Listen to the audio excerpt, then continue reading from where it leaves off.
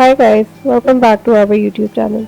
So in today's video, I'm going to show you how you can find the difference in days between two dates in Power Query. Let's get started. So here's a simple table with activity, start date and end date. So I have already loaded my dataset into Power BI and now I'm going to open Power Query.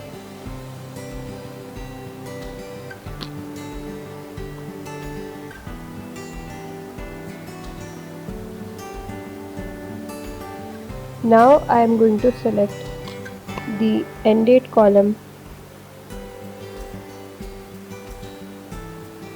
After that I am going to select the start column. The order selection is really crucial. Then I am going to go to add column tab and here I am going to see the date tab. After that I am going to select on subtract days option.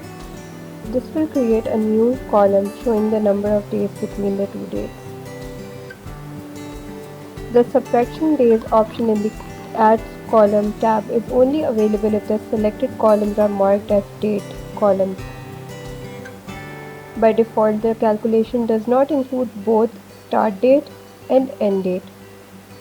To include both dates, use the duration days function and add one outside the bracket like this and select OK. This will give you the correct calculation. That's how you calculate the difference between two dates in Power Query. I hope you found this useful. See you in the next video.